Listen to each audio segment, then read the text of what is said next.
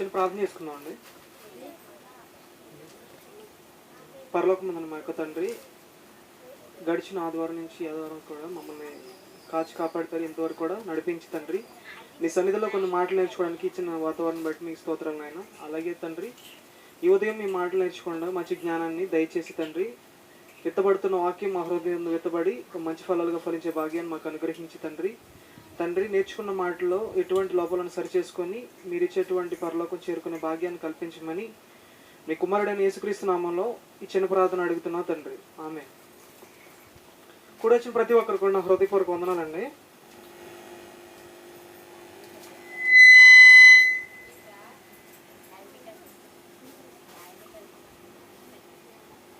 ఇప్పటివరకు కూడా మనం మంచి మాటలు నేర్చుకున్నామండి. చెప్పడం కొంచెం చాలా కష్టమైంది సార్, బాగా మంచిగా వివరించాడు, అవునా కదా? చాలా బాగా అనిపించింది. పోయిన వారం నేను రాలేదండి, పోయిన వారం మిస్ అయ్యాను. నాకు ఇప్పుడు అనిపించిందంటే చాలా మిస్ అయిపోయాను అనిపించింది నాకైతే. అంటే అదొక 7 రోజులు, ఈ ఒక 7 రోజులు, 14 రోజులు గడవటం చాలా కష్టం అనిపించింది. రాకపోవడం వల్ల నేనే కొంత వాక్యాన్ని కోల్పోయాను అనమాట. అంతకుముందు వారం మనం దేని గురించి నేర్చుకున్నామండి?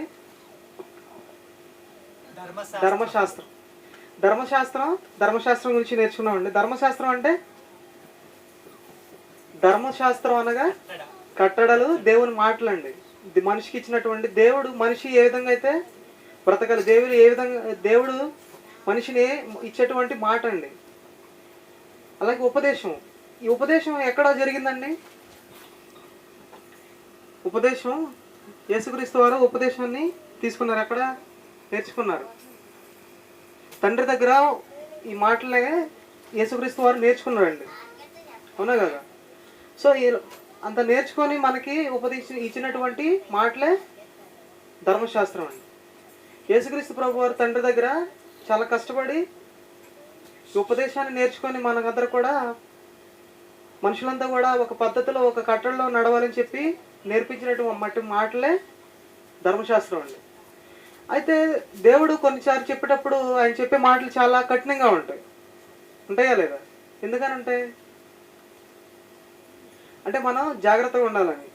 ఇప్పుడు ఫర్ ఎగ్జాంపుల్ నేను ఒక విషయం చెప్తాను. ఏదైనా తోటలో ఆదాము హవ్వని పెట్టారు. ఎవరో దేవుడు పెట్టాడా? పెట్టిన తర్వాత వాళ్ళ దగ్గరికి సాతాను వచ్చిందా లేదా? ఎవరు పంపించారండి?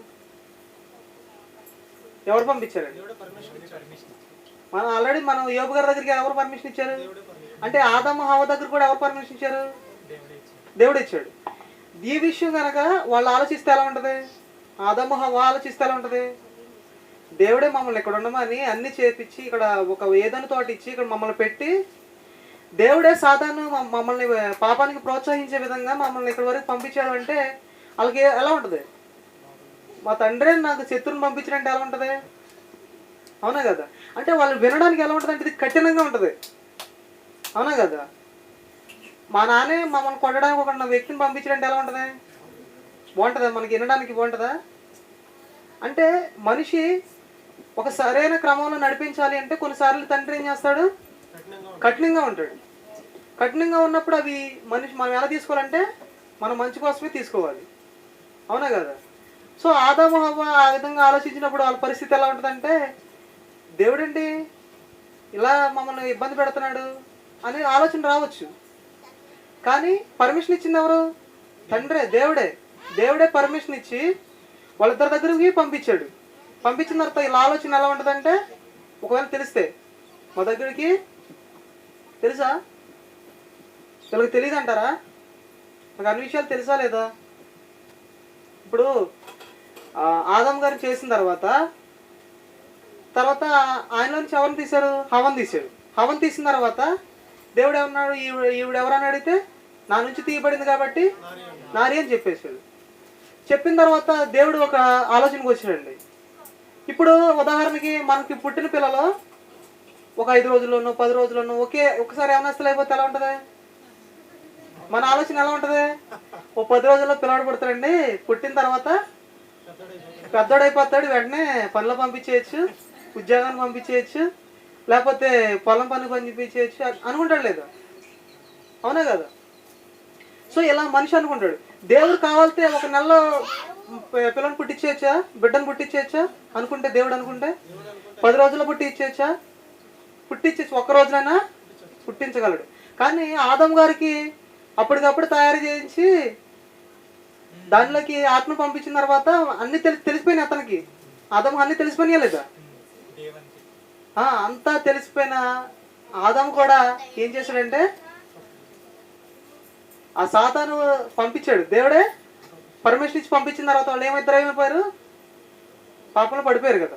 పడిపోయారు లేదా? పడిపోయిన తర్వాత దేవుడికి ఒక ఆలోచన వచ్చిందండి.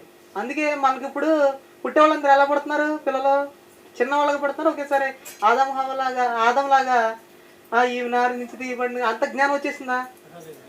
మనకి చిన్న బిడ్డలను ఎందుకు ఇస్తున్నా అంటే ఈ వయసు నుంచే వాళ్ళకి మంచిగా నేర్పించి దేవుని గురించి జ్ఞానాన్ని నేర్పించిన తర్వాత ఫ్యూచర్లో దేవుడి ఆలోచన నుంచి తప్పుపోకుండా ఉండాలని ఇప్పటి నుంచి నేర్పించడానికి మనకి చిన్న బిడ్డలు ఇస్తున్నారండి. అందుకే దేవుడు మనకి ఏం చేస్తాడు? 9 నెలలు నియమించాడండి. దేవుడు మన గర్భంలో ఉండాలి, తల్లి గర్భంలో ఉండాలని నియమించాడు. అలాగే చిన్నపిల్లలుగా కొంచెం ఎదగాలని ఎందుకు నేర్పిస్తాడంటే వాడికి ఎదిగేటప్పుడు దేవుని జ్ఞానం నేర్పించాలని. ఎందుకంటే అప్పటికప్పుడు నేర్పించి పంపించాడు. ఎవరిని? ఆదాముని ఏం చేశాడు?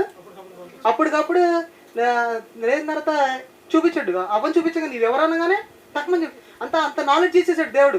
ఇచ్చాడా లేదు? అంత నాలెడ్జ్ ఇచ్చేసినా సరే ఆదాము పడిపోయాడా లేదా? కానీ ఇప్పుడు మనం చిన్న పిల్లలు పెట్టినేస్తున్నారంటే మనం ఏం చేయాలి? అప్పటి నుంచి కూడా ఇప్పుడు నేర్పించాలి. దేవుని వాక్యంలో ఇప్పుడు ప్రసాద్ చెప్పలేదు, వాక్యంలో ఉదక స్నానం చేయాలి. అలాగే చిన్న పిల్లల నుంచి కూడా మనం ఏం చేయాలి? దేవుని కట్టడం, దేవుని ఆజ్ఞలను ఎప్పుడు కూడా నేర్పిస్తూ ఉండాలి. ఇంత చిన్న వయసు నుంచి నేర్పించిన తర్వాత పెద్దవాడైన తర్వాత తప్పిపోకుండా ఉండడానికి.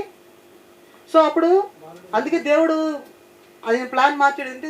ఆదంలాగా డైరెక్ట్గా ఇచ్చేయాలి. ఇప్పుడు యవనస్తులాగా ఇచ్చేసేలా. అర్థమైందండి? అంత నాలుగు ఇచ్చేలా. ఇప్పుడు చిన్న బిడ్డని ఇస్తున్నాడు. 9 నెలలు ఒక తల్లి గర్భంలో ఉండాలి. అవునా కదా? తర్వాత ఇన్ని నెలలకి 5 సంవత్సరాలకి యుక్త వయసు రావాలి అని చెప్పేసి ఇలా తీసుకొస్తున్నాడు దేవుడు. సో వీళ్ళు ఏమనుకుంటారంటే అప్పుడు సాతాన్ని పంపించగానే వీళ్ళు ఆలోచన ఎలా ఉంటుందంటే దేవుడు ఏంటి మా దగ్గరికి సాతాన్ని పంపించేసాడండి అంటే సాతాన్ని కూడా ఎందుకు ఉంచాడు ఆలోచన? దేవుడికి తెలీదా? మా పిల్లలు పడిపోతారు, పాపంలో పడిపోతారని తెలుసా లేదా? తెలుసు కదా.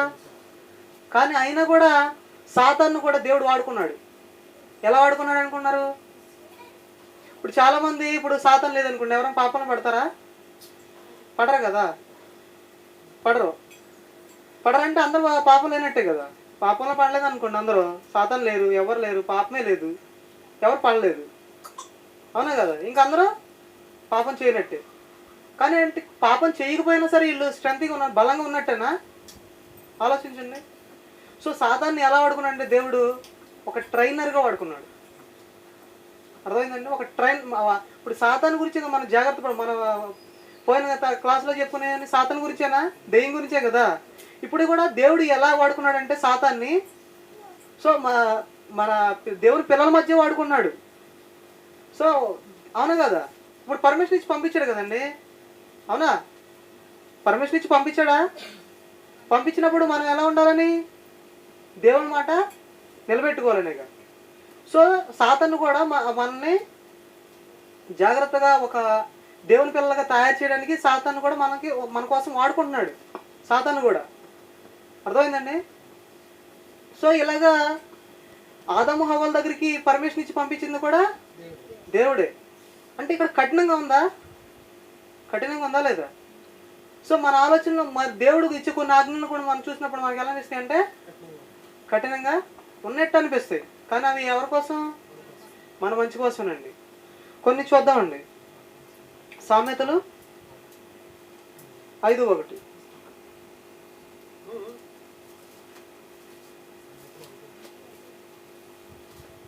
సామెతలు నా కుమారుడా నా జ్ఞానోపదేశము ఆలకింపుము, వివేకము గల నా బోధకు చెవియొగ్గుము, అప్పుడు నీవు బుద్ధి కలిగి నడుచుకుందువు. తెలివిని బట్టి బుద్ధి కలిగి ఏం చేయాలండి? నడుచుకుందు. ఎప్పుడు? నా ఆజ్ఞలు గైకొన్నప్పుడు, నా బోధకు అంటే ధర్మశాస్త్రంలో ఉన్న మాటలు ఉంటేనే మనకేమవుతుంది?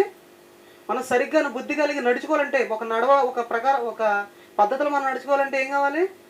దేవుని బోధ ఉండాలి, దేవుని మాటలు ఖచ్చితంగా ఉండాలండి. సో ఈ మాటలు లేకపోతే మనిషి బుద్ధిగా అంటే ఒక తెలివిగా నడుచుకోగలడా? పాపం అంటే ఏంటి, పాపం కాంతి ఏది అనేది తెలుసుకుంటాడా? అంటే ధర్మశాస్త్రం ఉన్నట్టు మాటలు మనకి ఏమి నేర్పిస్తున్నాయి అంటే, ఒక క్రమంగా ఒక బుద్ధి కలిగి ఒక తెలివి కలిగి నేర్చుకోవడానికి, నడవటానికి ఏం కావాలి? దేవుని మాటలు, దేవుని బోధ కావాలండి. అవునా కదా? సామెతలు 23:19.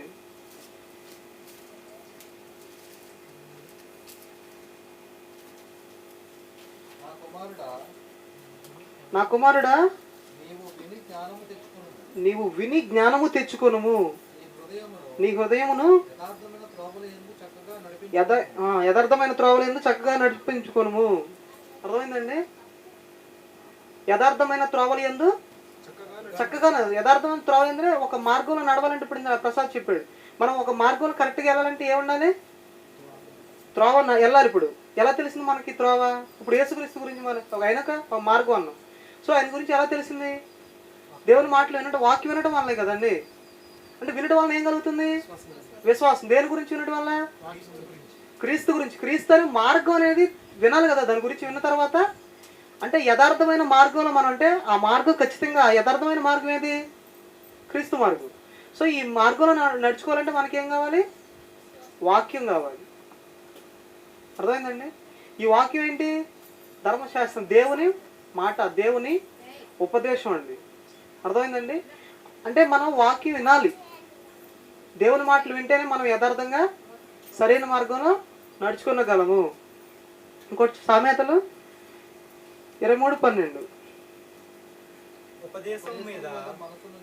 ఉపదేశం మీద మనసుంచుము, తెలివిగల మాటల మీద. 23:12 అండి.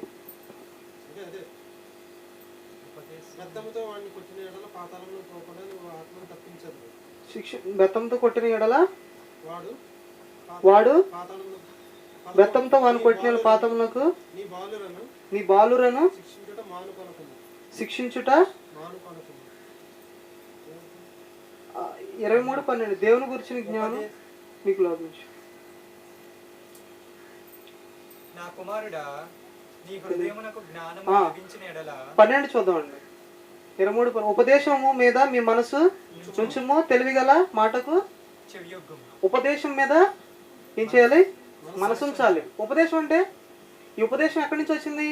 ఉపదేశం ఎక్కడ చేయబడింది? పరలోకంలో యేసుక్రీస్తు వారికి చేయబడిందండి. ఈ ఉపదేశం మీద మనం ఏం చేయాలి? మనసు ఉంచాలి. దేవుని మాటల మీద మనం మనసు ఉంచకపోతే ఏం జరుగుద్ది? ఇంకోటి చూద్దామండి. 2 కొరింథీ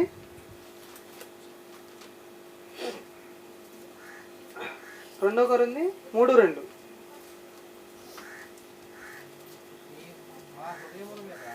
మా హృదయముల మీద వ్రాయబడి ఉండి మనుషులందరూ తెలుసుకొనుచు చదువుకొనుచున్న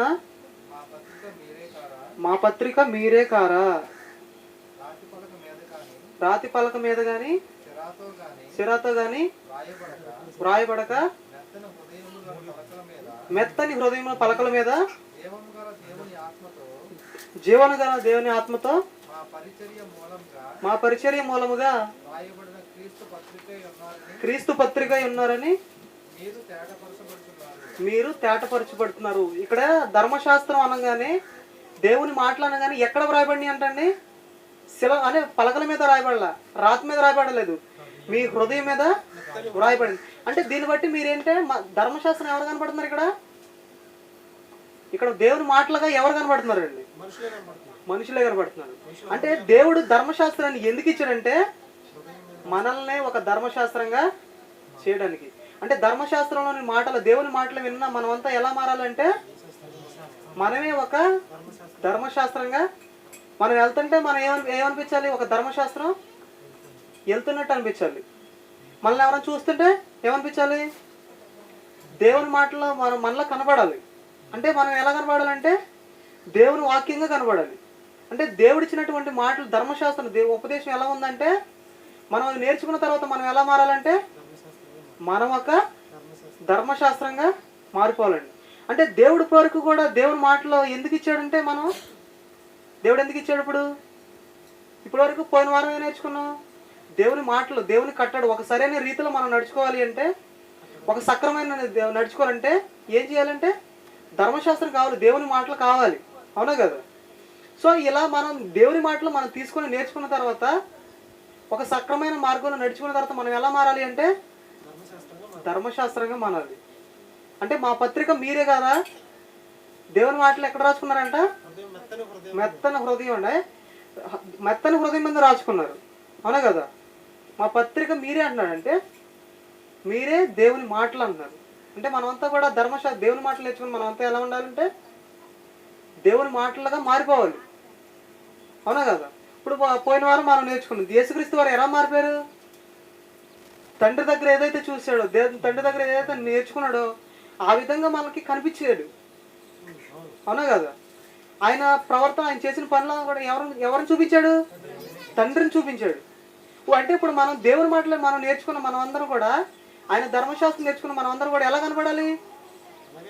అలాగే కనబడి యేసుక్రీస్తు తండ్రి దగ్గర ఏ విధంగా నేర్చుకొని ఎలాగైతే నేర్చుకున్నాడో అదంతా కూడా భూమి మీదకి వచ్చి చూపించేశాడు. అలాగే దేవుని మాటలు, దేవుని ధర్మశాస్త్రం, దేవుని మాటలు, దేవోక్తిని నేర్చుకున్న మనమంతా కూడా ఎలా మారాలి? ధర్మశాస్త్రం దేవుని మాటలాగా మారిపోవాలి. అంతేగాని ఎన్ని సంవత్సరాలు నేర్చుకున్నాం కొంతమందికి అర్థం కదండి. దేవుని మాటలు అర్థం అవుతున్నాయా? అవునా కదా? ఇప్పుడు చాలామంది ప్రత్యక్ష గుడారాలు అనగానే చాలామంది పండుగలు చేసుకుంటున్నారండి. చూసారా? విన్నారా? గుడారాల పండుగ టీవీలో యాడ్ కూడా వస్తుంది. గుడారాల పండుగ, పలానా డేట్లు, వ్యాధిగ్రస్తుల అప్పుల బాధల గుడార పండుగకి వచ్చేయండి. అర్థమైందా? ఒకవేళ మీకు ఏం తగ్గిపోతే కనుక 6 వారాలు రండి, 7 వారాలు రండి. అవునా కదా? అలాగే మనకి కొన్ని ఏరియాలో ఇది ఉంటుంది. సో ఇలాంటివన్నీ కూడా కనపడతాయి. అర్థమైందండి? గుడారాల పండగ, ప్రత్యక్ష గుడారాల పండగ. సో వీళ్ళందరూ ఎలా తీసుకున్నారంటే ఫిజికల్గా తీసుకున్నారు. అవునా కదా? ఫిజికల్గా తీసుకున్నప్పుడు ప్రతిదీ ఫిజికల్గా చేయడానికి చూస్తున్నారండి. అర్థమైందా? మన వాక్యంలో తెల్లపు వస్త్రాలు అనగానే వీళ్ళు డైలీ తెల్ల బట్టలు వేసుకెళ్ళడమే. ఒక్కొక్క వారం చూస్తుంటే వాళ్ళు ఏం చేస్తారంటే రొట్టె ద్రాక్ష రసం నెలలో ఒకసారి, ఆ నెలలో ఒకసారి మనం చూస్తే కనుక చర్చి మొత్తం తెల్లగానే కనపడుతుందండి. ఇక గోడలో ఉన్నారో మనుషులు ఉన్నారో అర్థం కాదు. వాళ్ళకి పెయింట్ ఏం వేస్తాం? వైట్. వీళ్ళు కూడా చర్చిలు మొత్తం అందరు చూసిన సరే వైట్గానే కనపడతారు. ఏమంటే వీళ్ళు ఎక్కువ కనిపించే వస్తువుల మీద ఫోకస్ చేస్తున్నారు. అర్థమైందండి? ఇక్కడ మా దేవుడు ఏం చెప్తున్నాడంటే మనకేమిచ్చాడు? పుస్తకం రూపంలో ఇచ్చేసాడు. ఏమిచ్చాడు? ధర్మశాస్త్రాన్ని పుస్తకం రూపంలో ఇచ్చేసాడు. కానీ ఈ పుస్తకం రూపంలో ఎవరు కనపడాలి? ఇప్పుడు చాలా మంది ఏం చేస్తున్నారంటే నైట్ పడుకునేటప్పుడు ఏం చేస్తారు? బైబిల్ ఏం చేస్తారు? తల కింద పెట్టారు. ఇంకోళ్ళు ఏం చేస్తారంటే ఇంకా బాగా భయంతో ఉన్న వాళ్ళు ఏం చేస్తారంటే గుండె మీద పెట్టేసుకుంటారు. అర్థమైంది? అంటే దేవుడు ఏం కోరుకుంటున్నాడండి?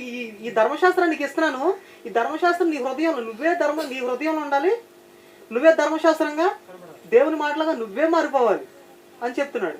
కానీ వీళ్ళు ఏం చేస్తున్నారు? ఫిజికల్గా ఏం చేస్తున్నారంటే ఈ దేవుని మాటలు కాబట్టి మనం గుండెల మీద పెట్టుకోవాలి, తల కింద పెట్టుకోవాలి. అవునా కదా? సో ప్రతిదిగా కూడా ఫిజికల్గా చూస్తున్నారు. గుడారాల అనగానే గుడారాల పండుగ చేసేద్దాం. అర్థమైంది? ఉపవాసం అనగానే ఉపవాసం చేసేద్దాం. సో ప్రతిదాన్ని ఏం చేస్తున్నారంటే ఫిజికల్గా తీసుకున్నారు. అంటే దేవుని మాటలకి ఏంటి అర్థం కాల. అర్థమైందండి? ఇప్పుడు గుడారాల గురించి మన ప్రత్యక్ష గుడారాల గురించి చెప్తే వాళ్ళకి అర్థం కాదు. ఏంటో ఈ సోదాన్ని ఉంటారు, నిద్ర వచ్చేసిందండి అనుకుంటారు. అర్థమైందండి? అలాగా ప్రతిది కూడా ఫిజికల్గా తీసుకోకూడదు. ఇప్పుడు దేవుడు ఏం చెప్పాలనుకున్నాడంటే ఈ ధర్మశాస్త్రం ద్వారా మనకి ఏం చెప్పాలనుకున్నాడు?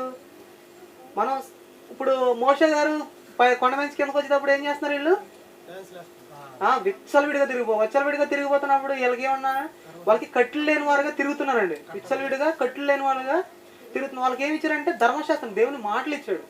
సో ఈ దేవుడి మాటలు ఇచ్చిన మనమందరం కూడా ఎలా మారాలంటే మీరే ఒక ధర్మశాస్త్రంగా అలా మారిపోయిన వ్యక్తి ఎవరనుకున్నారు? యేసుక్రీస్తు. యేసుక్రీస్తు. ఇక మనం యేసుక్రీస్తుని చూస్తే మనం దేవుణ్ణి చూసినట్టే.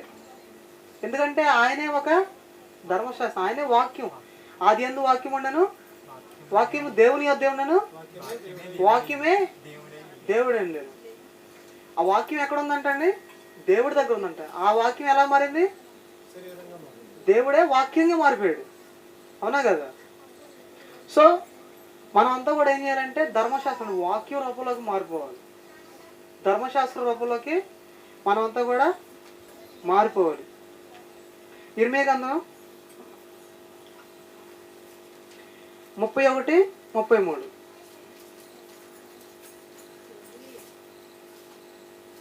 ఆ దినములు అయిన తర్వాత 31:33 అండి. ఈ దినములైన తర్వాత నేను ఇశ్రాయేలు అందరితో యోధావారితోను చెయ్యబోవు నిబంధన ఇదే, వారి మనసులలో నా ధర్మ విధి ఉంచెదను, వారి హృదయమును మీద వ్రాసెదను. అర్థమైందండి? ఇశ్రాయేలుకి ఏం ఇచ్చాడు? మోషే ధర్మశాస్త్రం ఇచ్చాడు. కానీ వారితో ఒక నిబంధన చేస్తానంటున్నాడు. ఏ నిబంధన? వారి హృదయంలో నా ధర్మ విధి ఉంచేస్తానంటున్నాడు. అంటే దేవుని మాటలు ఎక్కడ పెట్టాలనుకుంటున్నాడు దేవుడు? వాళ్ళ హృదయంలో పెట్టాలనుకుంటున్నాడు. అవునంటారా? ధర్మశాస్త్రం అనగానే దేవుని మాటలు. ఈ దేవుని మాటలు ఎక్కడ రాయాలనుకుంటున్నాడంటే దేవుడు వారి హృదయంలో, వారినే ధర్మశాస్త్రంగా మార్చేస్తానంటున్నాడండి. ఇక్కడ చూడండి, అర్థమైందండి? ఇప్పటివరకు కూడా మనం ధర్మశాస్త్రంలో దేవుని మాటలను నేర్చుకున్నాం. కానీ ఈ మాటలు ఎక్కడ ఉండాలంటున్నాడంటే మన హృదయంలో ఉండి మీరే ధర్మశాస్త్రాలుగా మారాలి అని చెప్తున్నాడండి. రోమపత్రిక 7:7 చూద్దాం.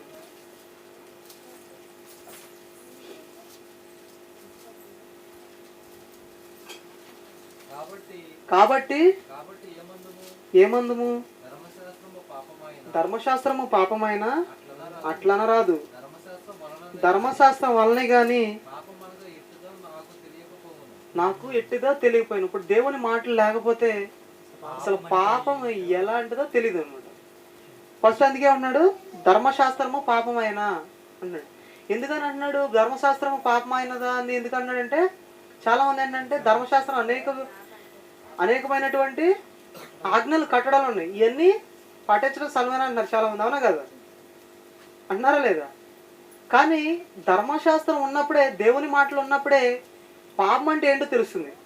అసలు పాపం అంటే ఏంటి? పాపం ఎందుకు ఇప్పుడు మనం ఎందుకు ఇలా ఉన్నామండి? పాపం చేయకూడదన్న సంగతి మనకు ఎలా తెలిసింది? దేవుని మాటలు ఉండబట్టానండి. దేవుని మాటలు మనం వింటున్నాం, దేవుని మాటలు మన హృదయంలో పెట్టుకుంటున్నాం కాబట్టి పాపం అంటే ఏంటి, పాపం అంటే ఏంటి, పాపం జోలికి వెళ్తే ఏమవుతుంది? అవునా కదా? పాపం చేయకుండా ఉంటే మనం ఎలా ఉంటాం అనే విషయం ఎలా అర్థమైంది? దేవుని మాటలో తెలుసుకోవడం వల్లే. చదవండి ఒకసారి. ఆశింపవద్దని ధర్మశాస్త్రం చెప్పిన యెడల దురాశ ఎట్టిదో నాకు తెలియకపోయిను. దురాశ ఎట్టిదండి? దురాశ ఎట్టిదో మనకు తెలిసిందా? మనకు ఒక క్వశ్చన్ ఉంది, 5 మార్కుల క్వశ్చన్. ఏంటది? పాపం ఎలా పుడుతుందా? అంతేనా? పాపం ఎలా పుడుతుంది? పాపం ఎలా పుడుతుంది? దురాశతో పుడుతుంది. అవునా కదా? దురాశ అంటే మనకు కానిది. అదే రెండో పాయింట్ ఏంటది? మన భర్తను కోరుకోవడం, మన భార్యను కోరుకోవడం మన ఆశ. ఇతర భర్తను, ఇతర భార్యను కోరుకోవడం ఏంటది? దురాశ. అంటే దురాశ ఎట్టిదో ఎలా తెలిసింది మనకి? అంటే ఆశ దురాశ ఎలా తెలిసింది? వాక్యాన్ని బట్టి, దేవుని మాటలను బట్టి మనకి అర్థమైంది. ఇక్కడ అదే చెప్తున్నాడండి. ఏమని?